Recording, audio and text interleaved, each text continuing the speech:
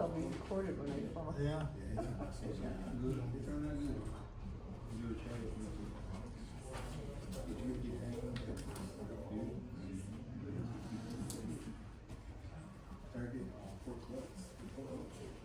Yeah.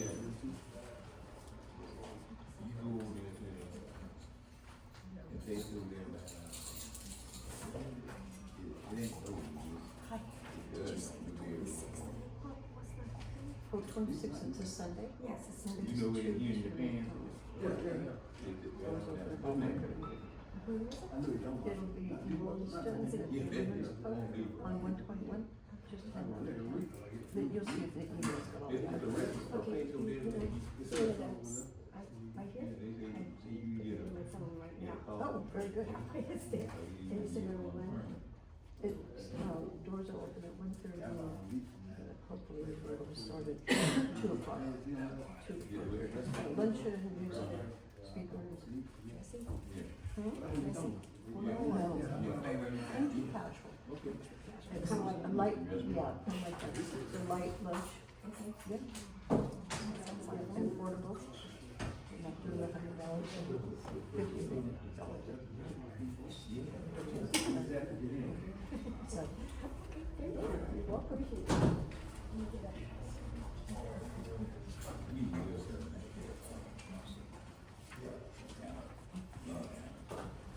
Restaurant, snack,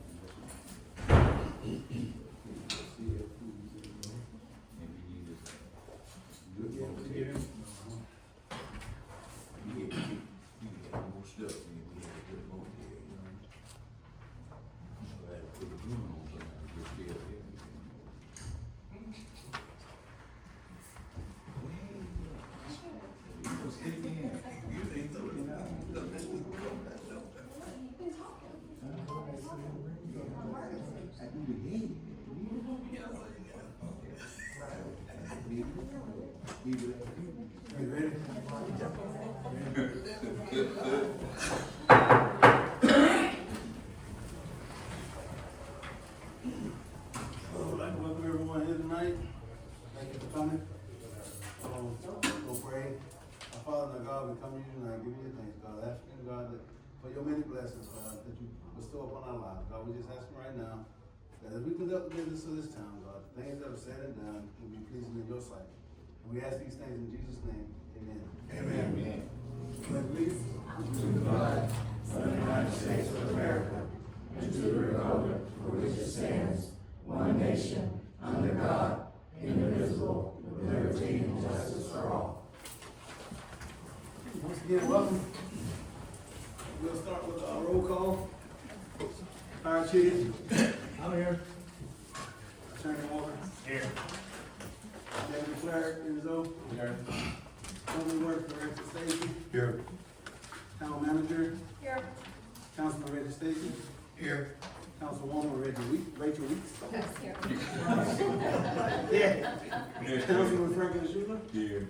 I'm here, and Vice Mayor Virginia Phillips. All right. All right. First order of business, you don't look like it. All right, first item will be the approval of this agenda. I make a motion to approve the agenda. I second. I have a motion and a second. Any discussion? All in favor? Aye. Any opposed? Motion carried. Next item will be approval of the minutes from the council meeting of 2/17/26. I make a motion to approve the minutes from the council meeting from 2/17/26. That's it. I have a motion and a second. Any discussion? All in favor? Aye. Any opposed? Motion carried. Next item will be our first public participation. Well, we're gonna go, is Hannah here? Hannah was my first speaker, she's not here yet. All right, we're gonna plug Hannah in.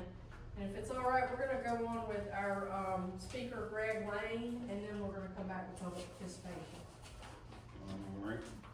So this is Greg, he is with, CPH Engineering. This is the Florida Department of Environmental Protection Resilient Florida Program Vulnerability Assessment 7.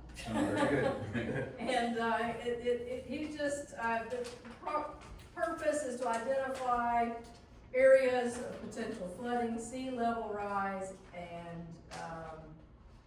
to support resilience funding. So, if anybody would like any of these packets, we have a few. Thank you, Town Manager, Mr. Mayor, council members. What I'm gonna do is do a very brief overview of the program, what we've learned so far, and what the next steps are. So the program was created by Florida legislature not too many years ago, and the idea behind it was simply, how do we better understand what our towns need, what the vulnerabilities are, how to better protect the infrastructure, water, wastewater, roads, and so forth. And so it was a great idea, and then the legislature also provided some grant funding to towns, and all the cities and counties in Florida have to complete this, and they're almost all done. And so we applied for a grant for the town of Bronson, it was received, and now we're presenting what we've learned. And so that's kind of the background where we came from, and then we're gonna talk about, again, what's the critical focus areas and what our next steps are, and how this possibly could benefit the town. So in your handout, if you can, I just already said it's funded through DEP, and it's focused here in Bronson on rainfall and the resulting flooding that you can have. You know, my hometown of Cedar Key, we've got rainfall, but we also got the Gulf of Mexico as a big problem. So here, luckily, we only have really flooding to worry about. And Bronson's very unique, compared to a lot of towns in Florida, because you're on this beautiful hill, but you also have some low areas. And so you are susceptible to some flooding. And the main thing is, what we've learned will allow us, with your permission, to apply for some grant funding to solve some problems down the road. Because the legislature also created a program they call the implementation program, and they fund it every year, very competitive, to help solve some of these problems that have been found in this analysis. So on page 4, it just kind of tells you what the exposure analysis looks at. And what exposure analysis means is simply what's going to happen and where it's likely to occur. And we looked at 100-year and 500-year rainfall events. And that doesn't mean you might have to wait 100 years for the event or 500 years. It just means it's a measurement tool. Like Cedar Key received 2 100-year storms within 2 years. They didn't have to wait 100 years. So you don't know when these are going to occur. And I think that's just important we all remember. And you all know that. You know, we can have tropical storm season that's busy or not. Actually, we didn't. So, and we hope we don't and have flooding. But we will in the future. That's kind of a no. So we identified the areas that are most likely. And then we did a sensitivity analysis. That's a fancy word for saying how may this flooding affect our assets, whether it be a road or a pump station for wastewater or water lines, any community facilities, those kind of things, critical infrastructure, as well as it can be natural parks, cultural or historic. On page 5, it's a little bit complex what you're seeing there, but in the purple areas, I call purple kind of red and purple, those are areas that we found through using some U.S. Geological Survey map, LIDAR, which is laser sent on airplanes. Those are the areas that could receive flooding. But what I think is the most, and you all know this from living here, where those areas are, I've seen a lot of it with your own eyes. But then on page 5 is an interesting tool that was used to simulate what could happen in a typical day, and then on the right-hand column, what a 500-year event, let's hope you never see that, could bring. Roads completely underwater, infrastructure completely underwater, and so forth. We hope you don't see that, but that's the model that could possibly happen. And then moving to page 6, there are some identified areas that we're going to call critical focus areas. Lake Street, Gilbert Street. Fortunately, we wrote a grant application, I think a year or so ago, for some DOT funding. I think it's around $1.2 million, and it's funded. That money will be available in 2027, and it includes drainage as well as the street work. Oak Street, Margaret Street area, Pine Terrace area, and the School Street. So those were areas that were kind of identified as critical focus areas, given what we learned about the topography. Doesn't mean that can't change, you know, as development happens or road building happens, you know, you move water around. So you might, years from now, find out there's some new areas that are critical or need to be looked at. This is kind of a snapshot in time. And then we evaluated those areas based on flooding exposure. And based upon the importance to the community. Roads are extremely important, and your wastewater infrastructure is extremely important, and water infrastructure, and your parks and your schools. All those assets that we rely on every day in Bronson, and we looked at the severity of the potential impact, and then kind of tried to rank them. And then on page 7, you see more of this imagery of these areas that could experience flooding, depending on how much rain and how fast, of course. You know, what's really interesting about Bronson is that the upper elevations in Bronson are largely ancient sand dunes, created millions of years ago, and water perks really nicely. Like where your wastewater plant is, and the school is, and right up here by the courthouse. But obviously roads don't allow water to perk, have to run off somewhere. And then when you get down into the lower areas going toward Cedar Key, the water table is very high, close to the ground, depending on the time of year. So there, you're gonna potentially see more flooding. It's just the nature of the geography and the hydrology of the town. So, on page 8, the purpose was to defend the infrastructure from flooding, modify the infrastructure to withstand flooding, and this is down the road purpose. You know, this is things we want to work on when grants are available. Sometimes we relocate infrastructure from high-risk areas. In Cedar Key, we have a lot of wastewater pump stations that are completely underwater, including controls, but we're raising the controls down so that it doesn't get flooded the next time. And then avoidance, obviously, you want to prevent development or make sure development is built in such a way that it's not going to be flooded. And then finally, next step, why it matters, page 9. So the comprehensive vulnerability assessment has been completed. So we've satisfied the state of Florida, and now you're eligible to apply for the implementation fund, so the grant funding to solve some of these problems. As I said, it's going to be very competitive, but I think that opens, in July 20 of this year. So we'll be back, we'll talk with the town manager and the mayor and all of you all to identify areas of high priority where we would want to apply for funding to solve potential flooding areas.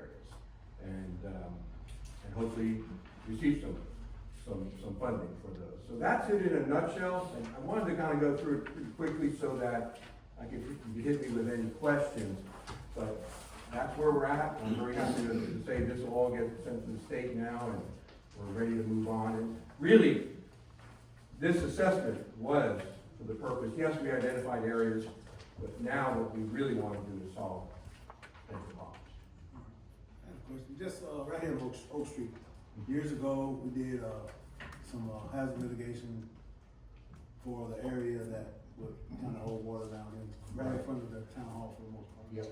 And I had made a couple suggestions about maybe acquiring the property from the county and using it as an area of storage, because there's just really nowhere for the water to actually go. Right. And it just kind of died. When I left the county, it kind of went away too, but it's just one of those things that I think we could probably mitigate that before they actually put that asphalt on that road, because it's needed. And that's the time to do it. Yeah.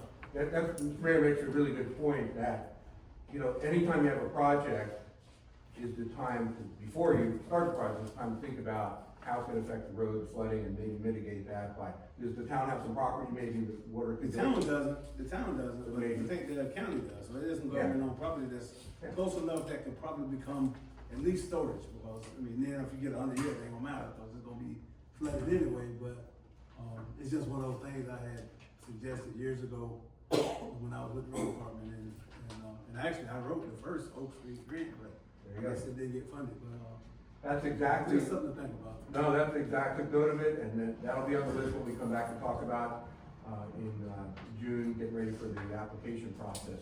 That's exactly the kind of project that you want to think about, because flooding does damage to the roads. It can take the base, the lime rock base, and soften it, and then the pavement can fall apart. So we want to protect roads as much as we possibly can, and Mr. Mayor's idea would do that. Any other questions or comments? You said that grants are competitive. yes. Yeah, so if we need something done and we can't get the grant, would we go on to SRF loans? So, that's a good question. You could, there's other funding mechanisms and programs, but we always look at what grant is available so the town doesn't have to incur any debt. Sometimes projects are important enough and large enough that you can't do it with just grant alone. And so what we would do is analyze all the funding that is available, come back to you and say, you know, here's some ideas. And then you would discuss those certainly before you move on. But, you know, Bronson, like so many small towns in Florida, and many that we serve, you know, that's our number one goal, is see how we can solve problems without, the town paying debt. I mean, unless it's something critical facility that you're trying to protect, you know? Right. And I can think of a couple things on top of my head, they'll come up, Good. good service with it. So the grants, you split the grants in July, by July, or? Mr. Mayor, can I answer that? Yeah, the grants are due in July, I don't have a date yet, or I don't remember the exact date. And so we'll start working those, pretty soon. I'm not sure the guidance has been issued by the DEP yet, but yes, and so when would they award them, that's always the question, and we don't know that. Sometimes you'll receive grant applications from the state, and then the state will sit on them, you know, not for any bad reason, until next year's funding comes along. So you may receive hundreds and hundreds of grant applications in Tallahassee, but until the legislature appropriates the money, they can't even decide who's gonna get funding or not. So it's usually a hurry up and wait process. So the city decides who to apply a grant, or how to apply for the grant, et cetera? So if somebody has a flooding problem, they would get a hold of the town? Well, exactly, the town will make the decision on what gets applied for, and when the guidance will tell us how kind of it ranks, I hope, so we could give the town some guidance, saying, well, all these projects are a great idea, but these three may score better than the others. And then, of course, the town council would decide what you apply for. But anyone who has, you know, a critical concern, absolutely, if you bring it to your elected official, and I think we have the data now that kind of indicates where some of these areas are, and that's gonna be helpful. Appreciate that, I definitely appreciate it. Thank you, Mr. Mayor, thank you. Thank you, Greg, for pitch hitting for John, and we appreciate your information. My pleasure. All right, we're gonna go backwards now and go back to the, public participation, and I believe Hannah is here now, and she's gonna be our first public participation person. Okay, she's trying to recruit people, and they're, oh, look at it, she's getting some success. I am the softball commissioner for the Bronson Youth Sports. What's your name? Hannah Zay. Zay? Yes, Z-E-H. I wouldn't spell that. It's okay. This is, Baseball commissioner. we were wanting to come and let you guys know how our season was looking and see if we could get some help with our season and the things that we have going on the top. I'm going to, this is our schedules for Oh, okay. games. Get this copy. And then, so we ended up having 2 T-ball teams, 1 8U baseball team, 1 10U baseball team, and a 10U softball team. We've got a lot of games for all of them, a lot of home games.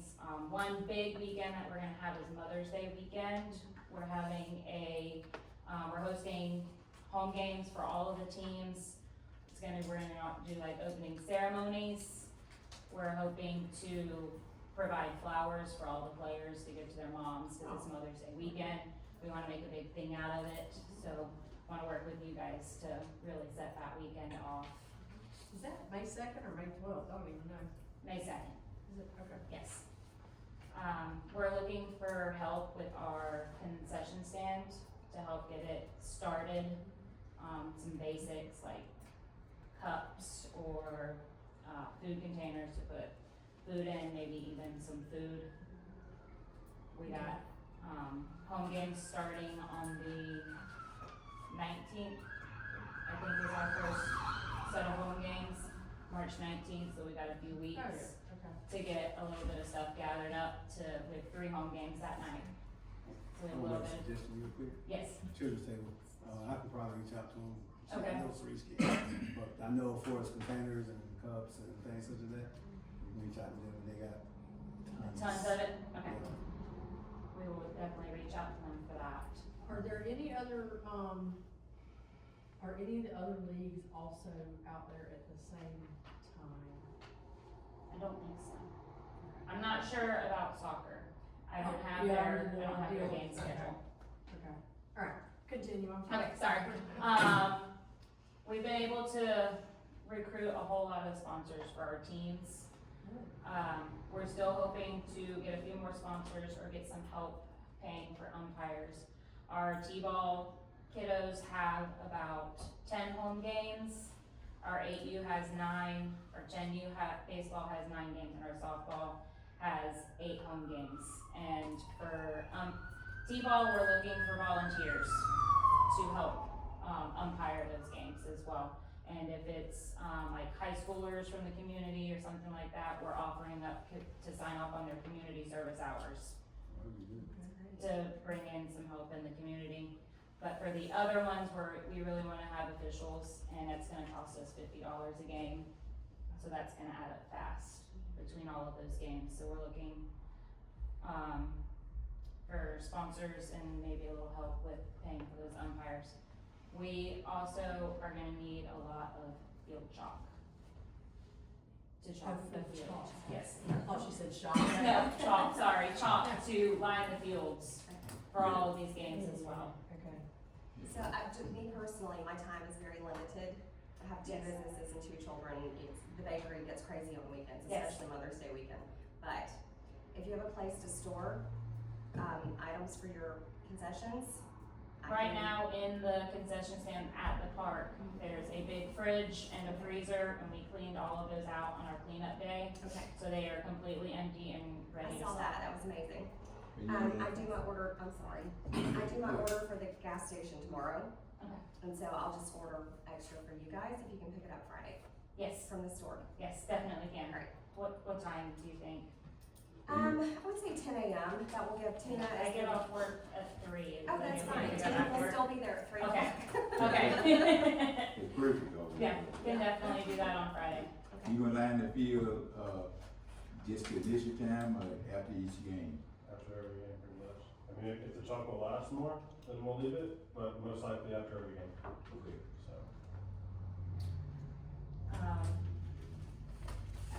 so. And then the key to the concession stand, that's by field 1. That is one of those, I guess you call it like a old skeleton keys.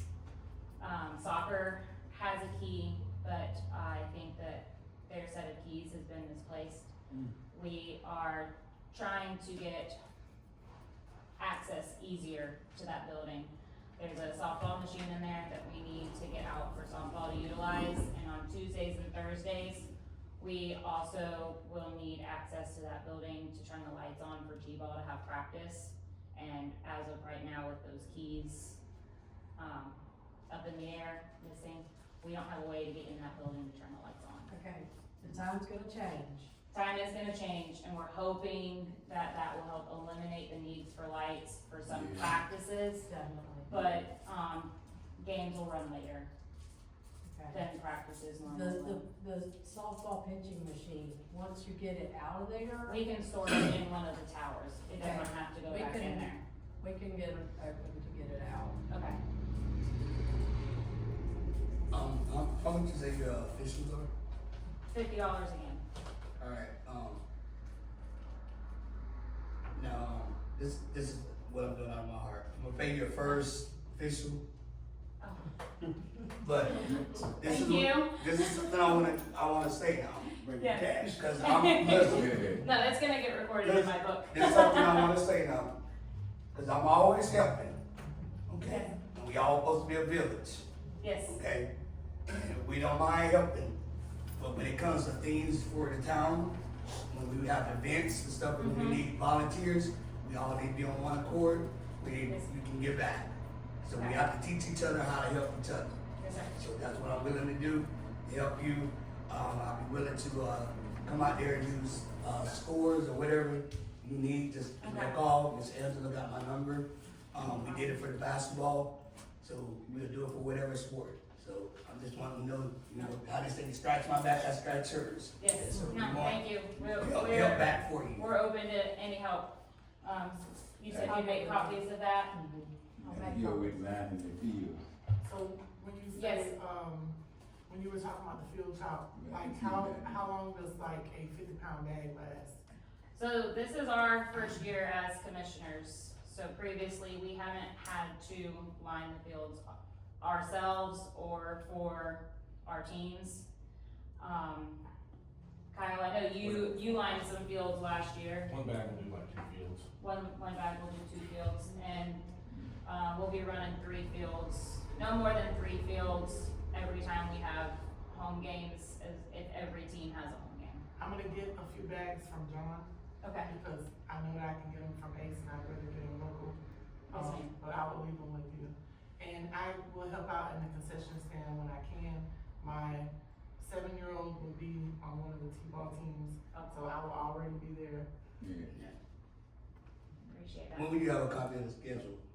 I just gave that to her, she said she can make copies for all of you guys, and we're also, opening up community service hour opportunities if people are willing to help in the concession stand as well, and, we've relayed that message to the, middle and high school baseball and softball coaches as well, for their players. I think what would be helpful too is if you could kind of gather some of these things as far as cost and bring that back so that we can make a decision on how much money we can actually make.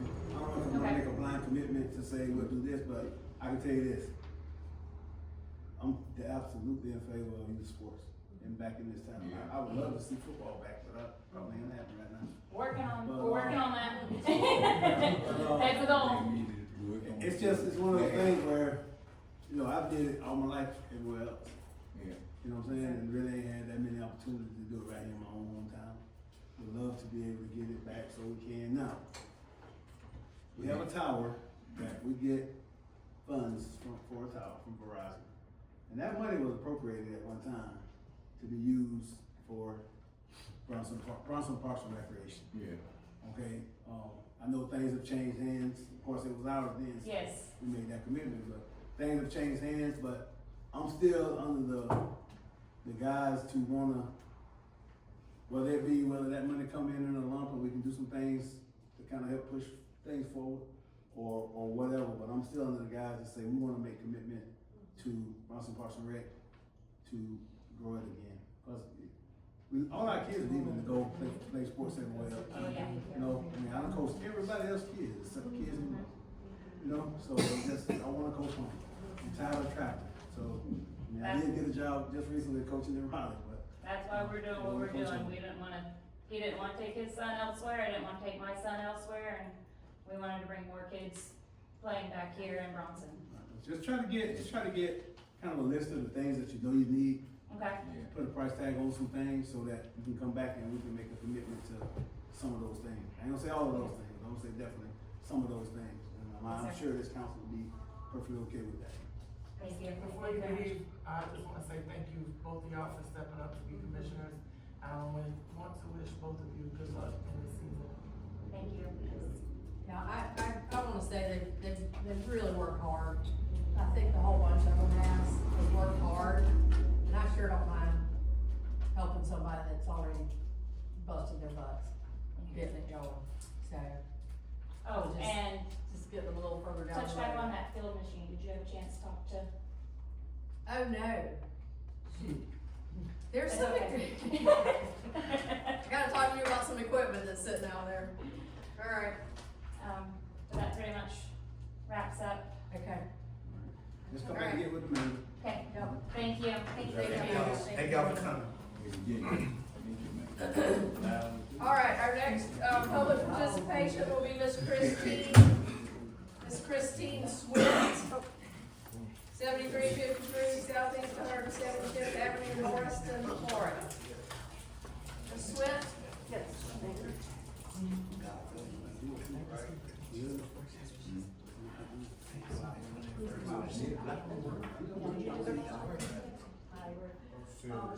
So I'm going to throw in some observations. I've been following the WPC since last August.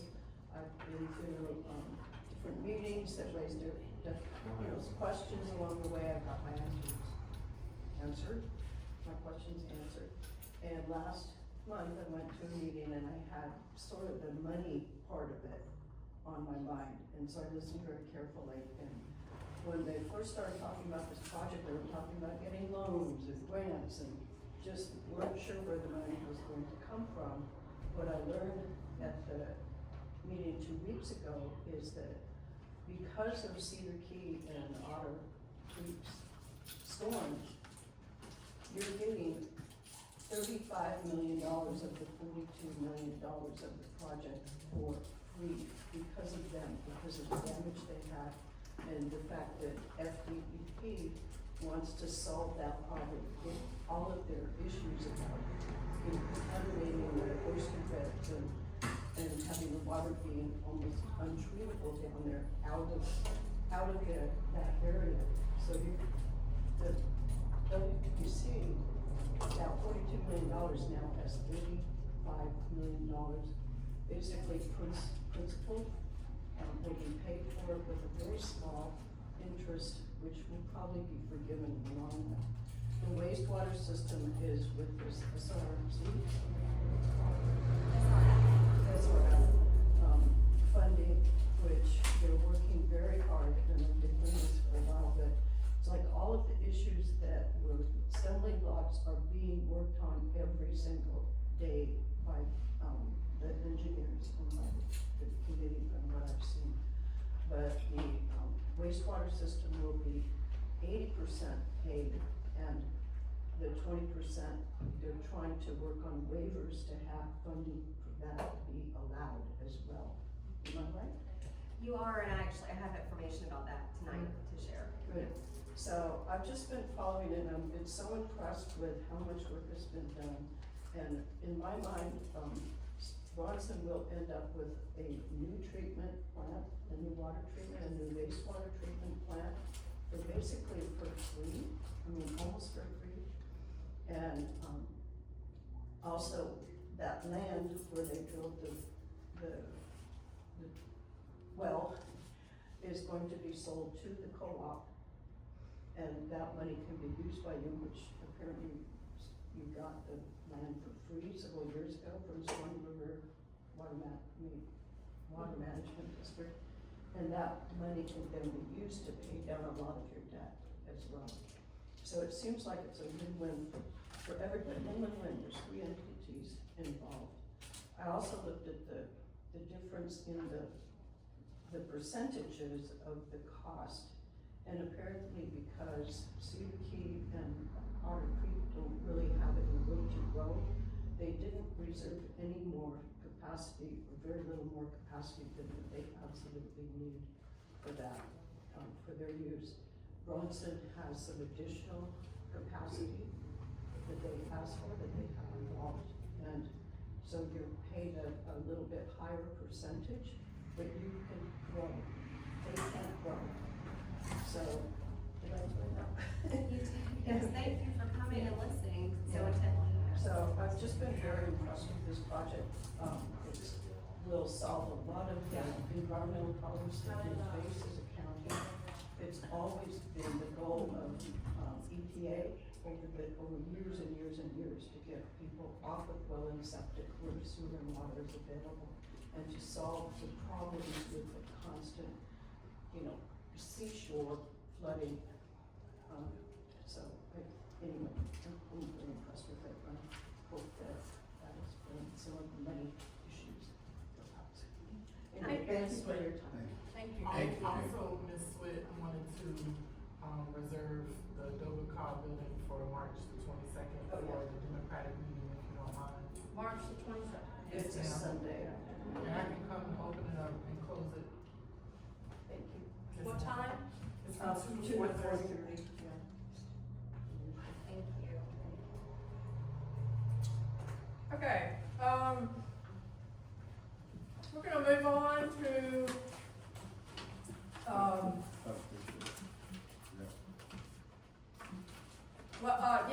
our next one is Mr. Jeffrey Williams, who is here to talk about Easter egg hunt basketball games on April the 4th.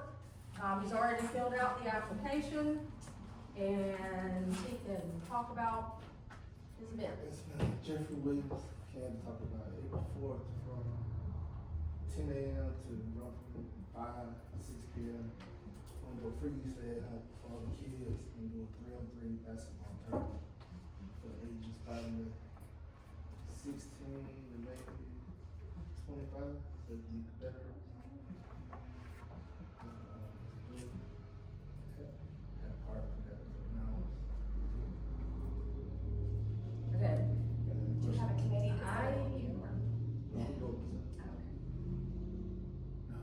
Quick question, are you listed, I'm sorry, No, go ahead. are you listed like as a business in any way, Jeffrey? Like, maybe we have like insurance or anything? Yeah. You do? I know, sure. Okay, like I say, most of the time when things like this, you want to list yourself as an additional insured. I list this town as an additional insured on the insurance. That's something that we would talk to her about, because it's just a liability deal, right? You want to make sure things are covered. So that'll be something that you and her can talk about, and just to make sure that we don't have, you know, incidents where somebody hurts, somebody hurts. A twisted ankle could be problems for you and the city, so, you know, so. But, the only thing that I had a concern with, and I don't know if it's the Easter egg hunt in conjunction with the tournament. You're gonna have vehicles on that stretch of road between the track and the basketball. So you have a lot of people milling. If we can isolate that Easter egg hunt to an area that might be fenced away from any traffic, football field, around the football field and maybe the soccer field. You can isolate that so that the kids ain't back and forth looking for eggs. Cause listen, when the eggs hit the ground and they say go find them, the kids gonna be all over the place. The Easter egg hunt from like 10 to 12. Okay. 12 to 5. Do the time basketball. Okay. Yeah, I thought it was a kids event, but you're gonna do the basketball tournament up to age 25? I'm guessing, I don't really know the numbers that, I wanted to be more of the younger kids, that they could compete with each other. I was just guessing as far as age range. I know I don't want no real grown men playing young kids. Okay. So it may be I just know 18 to 21. late teenagers, and they can get real competitive, so if we don't want anything to get out of hand. So, I don't know who you've got working. They're trying to win the prize. I don't know who you're gonna have working the door as bouncer on this deal, but it sounds like a fun event for kids. So it's up to the council, they want to vote to allow it. And you do have, like official referees and stuff like I that. was just gonna ask that. I'm gonna talk to Shane. But yeah, you got wrestling, wrestling, yeah. Yeah, because that would put a stop to all that, to aggressiveness. Yeah. They're going official. I do want you to kind of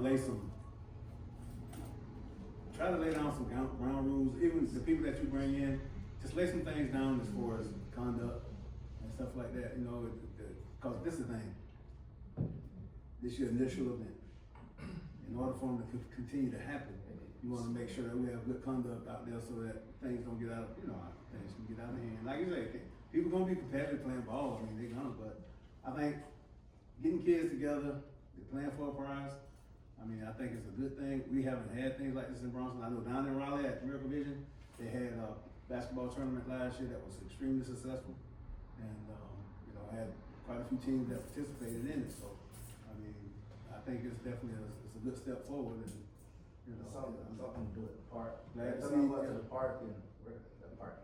Yeah, I agree 100%. All right, we have any pleasure from the council, or any more questions from the council? Yeah, would the basketball be 3-on-3 or would it be 5-on-5? 3. You know, it's only a month away. Do you have a way to get the information out? That was just to get that. That's why I was hoping to try to get it as quick as possible. I tried a couple weeks ago. I was able to make that meeting. I run a club in Gainesville. Okay. So our last meeting was on Tuesday, and that's one of the nights that I had in Gainesville. Okay. I mean, make a motion to allow Jeffrey Williams to hold an Easter egg hunt and basketball games on April 4th, 2026, from 11 to approximately 6 p.m. at the park. I'll second. All right, I have a motion and a second. Any more discussion? All in favor? Aye. Any opposed? Hey, next time, keep kickball in mind, Motion carried. Get with her regarding insurance and some other stuff, and maybe get with me and we'll have a conversation. Get with her for sure regarding, making us additional insurance, so that, we cover. Thank you for being patient. Thank you. Okay, along that same lines, and they have not filled out an application yet, but the BMHS Soccer Booster Club would like to have a community yard sale with food trucks and possibly a bounce house as a fundraiser event. No date has been selected, but they are looking at a Saturday in May. So they would need to work around some of these schedules, but. Yeah, the one in the Bronson Youth Sports just said, have to work around theirs, cause they said they were having that big home. Right, yeah. On May 2nd. Yeah. So, but if you're, if it's okay, I'll get back with them and tell them when they fill out an application that will further entertain their event. Well, here's just an idea. I just wonder if it wouldn't be good for them to put it like around the track area during those games. On May 2nd. Yeah. What do you think? There'll be a lot of people out there. Yeah, they'd actually probably be real successful. Well, this schedule has, on May 2nd, that it's away. Well, some games, some are away. I think you got confused with the dates. I think so. Because Yeah, Mother's Day is the second week in It May. is, it's not May 2nd, it's May 12th. Okay. Right. And my wife Or said, not May 12th, but. My But the bad. idea I saw the that, time. Ms. Weeks has is very good. That they can go shop at the yard sale in between games, or I wanna follow up with her. Okay. it might hurt the concession stand with them, but. Well, It's a good idea. Well, I mean, there's still will be candy and stuff in the concessions. Kids will want candy. I'll get back with them and see if we can't work something out, suggest that. Okay, very good. Alright, I think I've covered everything on that page. Moving on, we're gonna have finally the second reading of the ordinance that, involves the, zoning verification. The first one was a month ago, but it had to be advertised. And so this is the second reading, and then we'll follow it up with a resolution with the cost of that verification fee.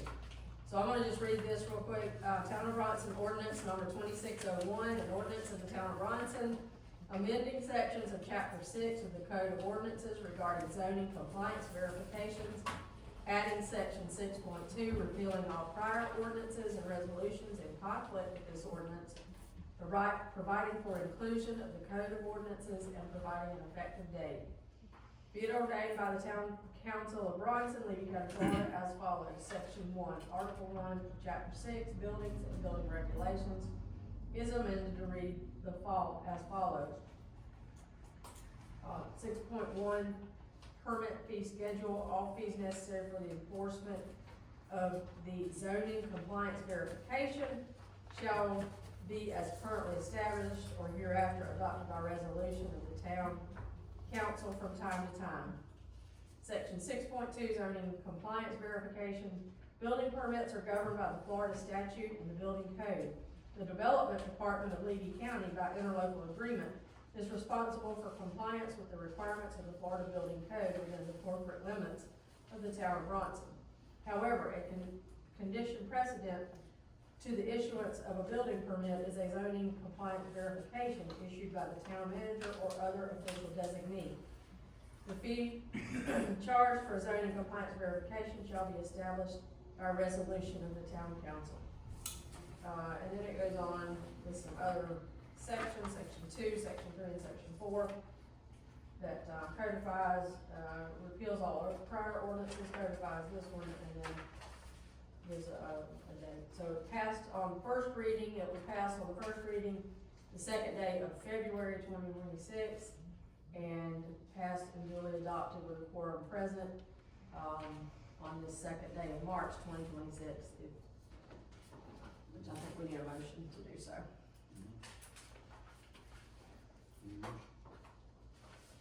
Okay. Make a motion to, pass resolution number 2601. I second. I have a motion and a second, any more discussion? All in favor? Aye. Any opposed? Motion carried. Alright, the next item, is setting the fee for this verification process, and that is Town of Bronson Resolution number 2601. A resolution of the Town Council of the Town of Bronson, Florida, establishing zoning compliance verification fees pursuant to section 6.2 of the Code of Ordinances and providing an effective date. Whereas section 6.2 of the Code of Ordinances of the Town of Bronson provides that the fee charged for a zoning compliance verification shall be established by resolution of the Town Council. And whereas the Town Council finds it necessary and appropriate to establish a zoning compliance verification fee for construction and related activities within the town. And whereas the establishment of a reasonable zoning compliance verification fee will help ensure proper enforcement of zoning regulations while providing necessary revenue for administrative costs. Now therefore be it resolved by the Town Council of the Town of Bronson, Florida, that section 1, this resolution is adopted pursuant to the authority granted in section 6.2 of the Code of Ordinances of the Town of Bronson, Florida. Section 2, the zoning compliance verification fee for zoning and development certification, a necessary requirement for any building permit within the Town of Bronson, is hereby established at $50 per filing. Section 3, this fee shall apply to all zoning compliance verifications necessary for the enforcement of the state building code as referenced in section 6.2 of the Code of Ordinances. Section 4, all resolutions or parts of resolutions in conflict herewith and hereby repealed to the extent of such conflict. Section 6, this resolution shall take effect immediately upon adoption. Section 7, a copy of this resolution shall be published by the town as soon after its adoption as is practical in the interest of public awareness. All right, one thing that probably gonna need to be addressed is the section numbers, went from section 4 to Oh, it section did go 6. from section 4 to section 6. Yeah. Nope. All for me and you can't count. Yeah, I know it, yeah. Oh. Yeah. We'll be able to, pass a contingent upon that being fixed. Yeah. All right, can I get a motion? Yep. I make a motion to accept resolution number 2601, establishing a $50 filing fee for zoning compliance, contingent on section numbers being corrected. A second. I have a motion and a second, any more discussion? All in favor? Aye. Any opposed? Motion carried. Alright. That will all be added to the website, the correct forms now, and not just that, but also fillable PDFs that can be emailed. Perfect. Love it. Love it. Got to get rid of some paper coming in, so. Yes. Emails coming in. Alright, the next item that's, I want to let you know about is that an advertisement requesting sealed bids for the construction of CDBG 23NR water meter replacement project has been sent to the papers. Bidders will have 30 days from publishing. The project includes the following work: replacing approximately 600 water meter assemblies in the town's water distribution system with advanced metering infrastructure meter assemblies. These are known as auto reads. When they're working correctly, Yeah, I was gonna ask that question. they read auto. But when they're not working correctly, we get to go read them again. Yeah. But we're working very hard to get those functional.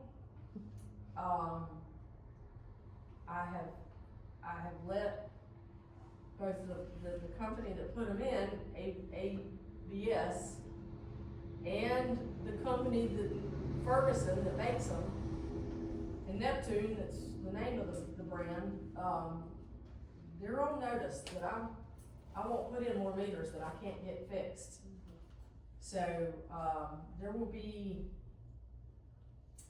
a lot of possibly extra written in items in the contract to ensure that they don't leave and just leave us adrift with meters that aren't. And then telling us to go out and unplug it and plug it back in. I think we're gonna definitely, the comment that needs to be made to them is that if we have to delay the installation of these meters, then, and look elsewhere, then that's might be what needs to happen, because what I watched happen with what happened with these commercial meters is more than a shame. That they bought this stuff, they installed these things, and nothing works right, nothing. So they need to know that other people do this, and if we can find a company that can make these things work together, then that's what we'll do. And if it delays the installation of 600 meters, then that's what it'll be. And we'll just pay people to keep reading, but Well, we gotta put our foot down a little bit to say, or else, because nobody really is coming to really try to make this happen.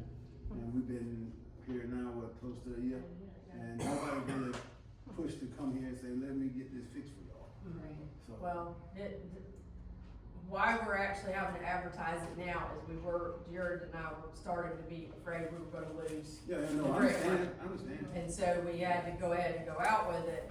I think, those bids will be open on April 20th, at 1 p.m., but I'll find that out for sure. We'll still have time to spend the money. I mean, but, you know what I'm saying, if they Oh, don't get the thing, and, get these things working correctly, I mean, that's a headache. Go ahead, Kurt. I think the problem is the software need to be worked out, Mm-hmm. in the process. I mean, if they put in the meters and the software is not functioning between Neptune meters and Kuzi, we're gonna have the same problem. We're gonna have new meters that we still have to go out and read. I think it's something within the software, where. Well, some of it is, and some of it, I mean, the software doesn't, that meter is supposed to transmit that data. And we can see where meters are not transmitting data at all. It's reading the same zeros that it's read. And somebody, because I don't think I have to pitch me a fit, cause I have. They went in and changed the year. So now it just looks like it hasn't read since February of 2026, when we know it hadn't been read since February of 2025. It's not transmitting. And so they're not gonna play games with me and get away with it. So do you think the problem is Neptune, or do you think it's Kuzi? No, this is, the meter itself is not transmitting. It has nothing to do with Kuzi. That meter is supposed to transfer that data automatically. And it's just not. It's not moving out of that meter. It's, I don't know what I don't know, it's a defective meter, but they won't admit it, or something. It's all of them, because they should be able to make this. If it's something to do with software not being compatible or whatever, then that's a fixable thing. I mean, it was bought that way, so it's fixable. So we just gotta keep the foot down, because if we don't, we're gonna have, how many commercial meters was installed, do you remember? 120. 120, Okay, now you're 122. talking about 600. I know. You're talking I about told way more I things not working. That's a whole lot more things that's broken. told them, if I go unplug it, it's staying unplugged. You're gonna bring me a new one, so. So this advertisements for installing more on top of these or replacing these? No, this is replacing residential. More. So yeah. My suggestion would be that in the contract, you're talking about wording the contract in a way that helps you. I would make them provide a warranty with them, Guaranteed. an operational warranty, not just a functional warranty.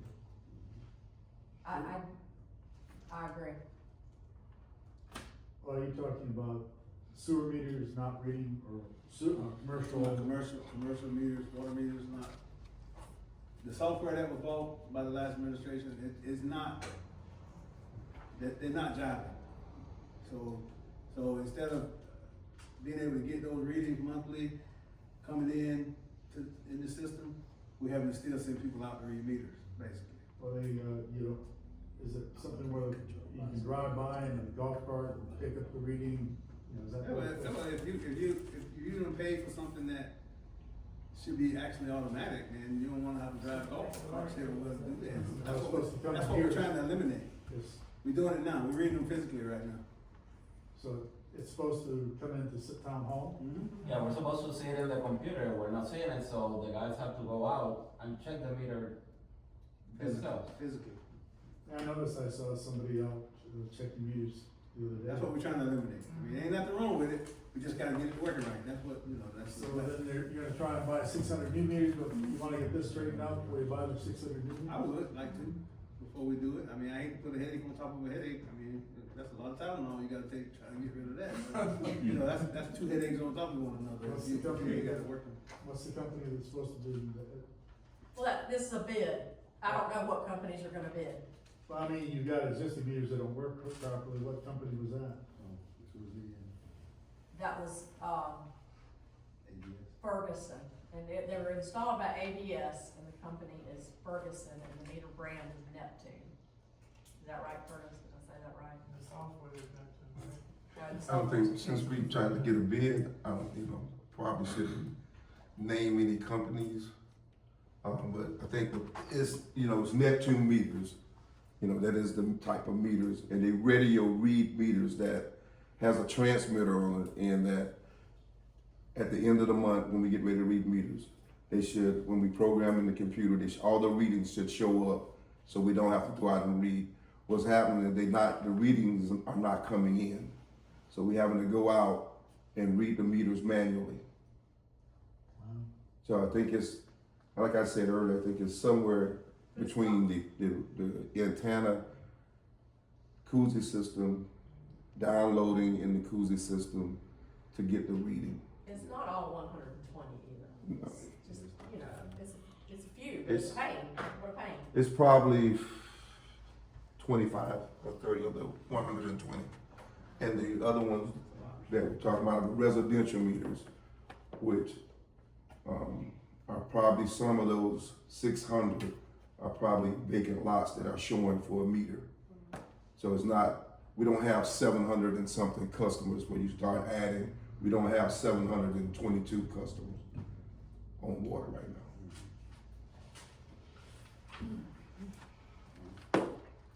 All right, so, next item, we had a resident call in, and with some concerns on Tires Alley. And, this person was wanting to look at the town, installing some speed bumps through Tires Alley. I think there's some, concerns about it being a little bit tight and dangerous, and maybe folks coming and going to the courthouse to avoid the other road is going down Tires Alley. So, it's up to the council, but, the mayor went and looked at it, I know, and so that was the resident request that we consider some speed bumps. Yeah, I'm gonna just say first, I hate speed bumps. I'm just being honest, 100%. But when you mentioned this to me, I went over there, and there's a little bit of a bend in the road, right at the house, and there was 3 kids on a bicycle about this close to the road. And I thought, man, you know what? This would be the one time when I probably wouldn't hate a speed bump, just because I know people cut through, and I just talked to I just talked to Curtis today regarding this, and his idea was, cause my concern was that house particularly, because there's 3 kids on bikes there. And his idea was one before that house, which would be right after those apartments, and then one on the other side of, what's the side street? I don't know. Oak. On the other side of Oak, so it'd actually be 2. I don't drive it that much, so I won't have to go over that much, but, I mean, honestly, I hate speed bumps. I always have. I almost lost a job because I wouldn't install speed bumps on Court Street up here, so I was either, you put the speed bumps on Court Street or you find you something else to do. And that was my command. But, this is one time for certain that it's the thing to do, because, just because of that. I mean, I come around that corner and I'm like, hey, 3 kids right here, right on the street. And I know that it'll slow people down both ways. Kids who play in the apartment complex, it'll slow them down before they get to the complex coming from Main Street. People coming off of 24, it'll slow them down before they get to that area right there. So, I mean, for me, it's definitely something we should do. Yeah. I make a motion to put, speed bumps in Court Street.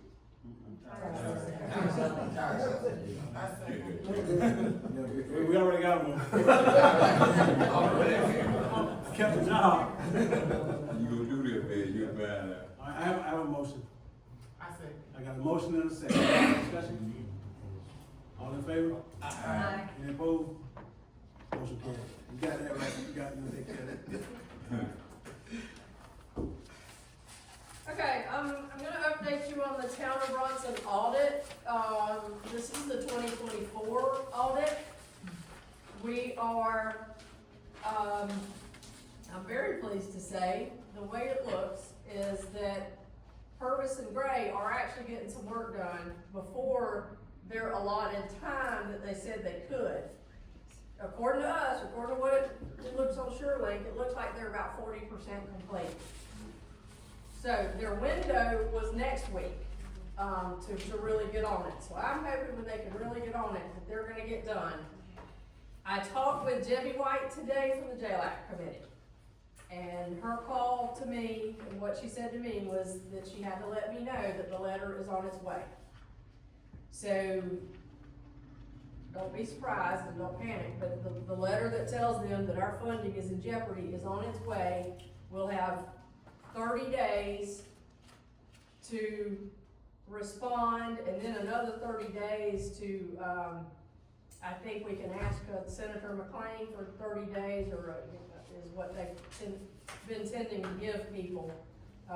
So I'm not, if we could finish by the end of April, and I'm hoping we'll get finished sooner, then she agreed we would make it, okay? So I'm not in a panic. I do hope that they can move along with it and get done. But what we need to do is start on 2025 audit, before 2024 audit gets started. So we need to start on 2025 audit, and I had a list of folks that I contacted to bid on being the Town of Bronson's audit firm. And one by one, I went through those, and it's pretty amazing how many accounting firms that used to do municipal audits don't do municipal audits anymore. The requirements that the state puts on them has made it just consolidate. But that's the way a lot of things happen. And so the 2 entities that put in proposals with the Town of Bronson are Powell and Jones, that was the firm that was subcontracted by Reddish White,